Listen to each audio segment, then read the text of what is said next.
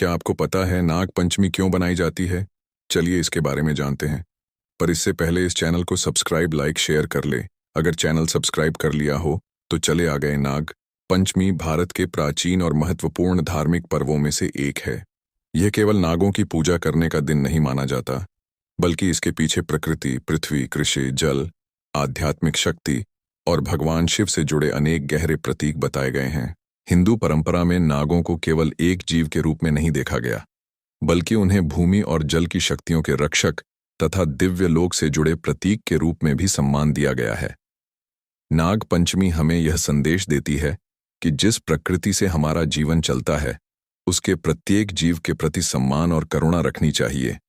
नीचे नाग पंचमी की कथा और उसके धार्मिक रहस्य को एक ही भाषा, सरल हिंदी में विस्तार से समझाया गया है। नाग पंचमी आखिर क्यों मनाई जाती है? श्रावण मास के शुक्ल पक्ष की पंचमी तिथि को नाग पंचमी का पर्व मनाया जाता है। सावन का महीना स्वयं भगवान शिव को समर्पित माना जाता है और इसी महीने में नाग देवता की पूजा का विशेष महत्व बताया गया है। भगवान शिव के गले में नाग विराजमान है। यह दृश्य अपने आप में बहुत गहरा संदेश देता है। सामान्य मनुष्य के लिए सांप भय का प्रतीक हो सकता है, उसके सामने आते ही मनुष्य पीछे हट जाता है, लेकिन भगवान शिव के गले में नाग है। इसका अर्थ यह समझा जाता है कि जिस शक्ति से संसार डरता है, शिव उस शक्ति पर भी नियंत्रण रखते हैं। नाग केवल भय नहीं है, नाग शक्ति का प्रतीक है। नाग जागरूकता का प्रतीक है, नाग परिवर्तन का प्रतीक है, और नाग अपनी कैंचुली छोड़कर नया रूप धारण करता है, इसलिए उसे पुनर्जन्म और परिवर्तन का प्रतीक भी माना गया है। यही नाग पंचमी का पहला रहस्य है। नाग और भगवान शिव का संबंध। भगवान शिव के चित्र या मूर्ति को ध्यान से देखिए। उनके गले में सर्प दिखाई देता है। अब प्रश्न उठता है कि भगवान शिव ने सर्प को अपने गले में ही क्यों धारण किया?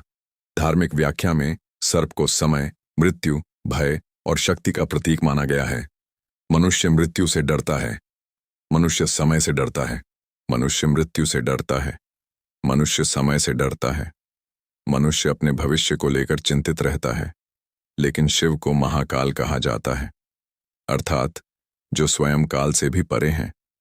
इसीलिए शिव के गले में नाग का होना यह संदेश देता है कि जिस मनुष्य ने अपने भीतर के भय को जीत लिया, उसके लिए भय की शक्ति समाप्त हो जाती है। नाग पंचमी पर नाग देवता की पूजा इसी भाव को भी दर्शाती है। नाग पंचमी की पौराणिक कथा। नाग पंचमी से जुड़ी अनेक लोक कथाएं और पौराणिक कथाएं अलग अलग क्षेत्रों में प्रचलित हैं। इनमें से एक प्रसिद्ध कथा राजा परीक्षित और उनके पुत्र जनमेजय से जुड़ी है। कथा के अनुसार राजा परीक्षित की मृत्यु तक्षक नामक नाग के दंश से हुई थी। राजा परीक्षित के पुत्र जनमेजय को जब अपने पिता की मृत्यु का समाचार मिला तो उनके मन में बहुत क्रोध उत्पन्न हुआ। उन्होंने संकल्प लिया कि वे सभी नागों का विनाश कर देंगे। इसके बाद उन्होंने एक विशाल सर्पसत्र यज्ञ प्रारंभ किया। कहा जाता है कि उस यज्ञ में मंत्रों के प्रभाव से अनेक नाग अग्नि की ओर खींचने लगे। नागों के विनाश का यह क्रम बढ़ता गया। तब आस्तिक नामक आर्षि ने जनमेजय से प्रार्थना की कि वे इस यज्ञ को रोक दें। राजा जनमेजय ने आस्तिक आर्षि की बात स्वीकार कर ली और नागों का विनाश रोक दिया। इस कथा को नाग पंचमी की परंपरा से जोड़कर देखा जाता है। इस कथा का सबसे बड़ा संदेश क्या है?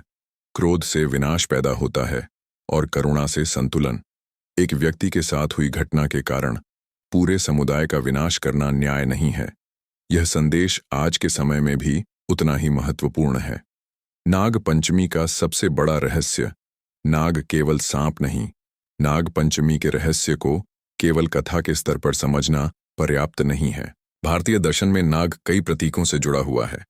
नाग को पृथ्वी के अंदर रहने वाला जीव माना जाता है, इसलिए लोक परंपराओं में उसे भूमि और भूमिगत जल से जोड़ा गया। भारत कृषि प्रधान सभ्यता रहा है। किसान के लिए वर्षा, मिट्टी और पानी जीवन के आधार हैं। सावन के समय वर्षा होने से खेतों में नई फसल की शुरुआत होती है। इसी समय धरती के भीतर रहने वाले अनेक जीव अपने बिल्लों से बाहर आते हैं। इसलिए नाग पंचमी के अवसर पर प्रकृति के इन जीवों के प्रति सम्मान की भावना विकसित हुई। यानी इस पर्व का एक संदेश यह भी है, धरती केवल मनुष्य की नहीं है, उस पर रहने और उसके भीतर रहने वाले दूसरे जीवों का भी अधिकार है। नाग और वर्षा का संबंध। नाग पंचमी सावन के समय आती है। सावन यानी वर्षा का मौसम, वर्षा यानी जल और जल यानी जीवन। भारतीय लोक परंपराओं में नागों को जल और पृथ्वी से जोड़कर देखा गया है। इसलिए नाग पूजा के माध्यम से वर्षा, कृषि और प्रकृति के प्रति कृतज्ञता व्यक्त करने की परंपरा भी विकसित हुई। किसान के लिए बारिश केवल मौसम नहीं होती, बारिश उसकी फसल है, बारिश उसका भोजन है, बारिश उसके परिवार का भविष्य है। इसीलिए सावन के समय होने वाले अनेक पर्व प्रकृति से जुड़े हुए दिखाई देते हैं। नाग पंचमी भी उसी प्राकृतिक चक्र का एक धार्मिक और सांस्कृतिक रूप है। नाग देवता को दूध क्यों चढ़ाया जाता है? नाग पंचमी के दिन कई स्थानों पर नाग देवता को दूध चढ़ाने की परंपरा है। लेकिन यहाँ एक महत्वपूर्ण बात समझना जरूरी है। वास्तविक सांपों को दूध पिलाना वैज्ञानिक रूप से उचित नहीं माना जाता। सांप सामान्य रूप से दूध पीने वाले जीव नहीं हैं। उनके लिए दूध स्वास्थ्यवर्धक भोजन नहीं है और पकड़े गए या जबरन दूध पिलाए गए सांप को नुकसान भी हो सकता है। इसलिए धार्मिक भावना को जीवों के प्रति करुणा के रूप में मनाना बेहतर है। यदि पूजा करनी हो तो नाग देवता की प्रतिमा, चित्र या प्रतीक के सामने दूध अर्पित किया जा सकता है और जीवित सांप को परेशान करने से बचना चाहिए। यह नाग पंचमी की भावना के अधिक अनुरूप है। नाग पंचमी और नागलोक हिंदू धार्मिक साहित्य में नागों का वर्णन केवल पृथ्वी पर रहने वाले सांपों के रूप में नहीं मिलता। कई पौराणिक कथाओं में नागों के लिए एक अलग नागलोक का वर्णन मिलता है। शेषनाग, वासुकी, तक्षक, करकोटक, पद्म और अन्य नागों का वर्णन धार्मिक कथाओं में मिलता है। इनमें शेषनाग का विशेष महत्व है। भगवान विष्णु को शेषनाग की शैया पर विराजमान बताया जाता है। यह दृश्य भी अत्यंत प्रतीकात्मक है। भगवान विष्णु क्षीर सागर में शेषनाग पर विश्राम करते हैं। इसका अर्थ आध्यात्मिक दृष्टि से यह निकाला जाता है कि अराजकता और भय के बीच भी परम चेतना स्थिर रह सकती है। जिसके भीतर शांति है, उसके लिए बाहरी परिस्थितियां उसे आसानी से विचलित नहीं कर सकती। शेषनाग कौन है? धार्मिक परंपरा में शेषनाग को अत्यंत शक्तिशाली नाग माना गया है। उन्हें अनंत भी कहा जाता है। भगवान विष्णु के साथ उनका संबंध विशेष रूप से प्रसिद्ध है। कथा में शेषनाग अपने फनों से भगवान विष्णु की रक्षा करते हैं। शेष का अर्थ ही बचा हुआ या अंत में रहने वाला भी माना जाता है और अनंत का अर्थ है जिसका अंत न हो। इसलिए शेषनाग को अनंतता का प्रतीक माना जाता है। यह संदेश नाग पंचमी के आध्यात्मिक अर्थ को और गहरा कर देता है। वासुकी नाग का रहस्य। नागों में वासुकी का भी विशेष महत्व है। समुद्र मंथन की कथा में वासुकी नाग को मंथन की रस्सी के रूप में प्रयोग किया गया था। एक ओर देवता थे और दूसरी ओर असुर। मंदराचल पर्वत को मथनी बनाया गया और वासुकी नाग को रस्सी के रूप में उपयोग किया गया। समुद्र मंथन से अनेक दिव्य वस्तुएं प्रकट हुईं और अंत में भगवान शिव ने विष को अपने कंठ में धारण किया। यही कारण है कि शिव और नाग का संबंध और भी महत्वपूर्ण हो जाता है। वासुकी शिव के गले में विराजमान बताए जाते हैं। नाग पंचमी और समुद्र मंथन का संदेश। समुद्र मंथन की कथा को यदि प्रतीक के रूप में देखें तो इसमें मानव जीवन का भी दर्शन दिखाई देता है। मनुष्य जब अपने भीतर मंथन करता है तो केवल अमृत ही नहीं निकलता, पहले विष भी निकल सकता है। अर्थात जब हम अपने मन को समझने लगते हैं तो भीतर छिपे क्रोध, लोभ, मोह, ईर्ष्या और भय भी सामने आते हैं। जो व्यक्ति इनसे भागता है वह स्वयं को समझ नहीं पाता। जो व्यक्ति इनका सामना करता है वह धीरे धीरे भीतर का अमृत खोज सकता है। इसीलिए शिव का विष धारण करना त्याग और धैर्य का प्रतीक माना जाता है। नाग पंचमी और कुंडलिनी। शक्ति योग और तंत्र की परंपराओं में सर्प का एक अत्यंत महत्वपूर्ण प्रतीक है। कुंडलिनी।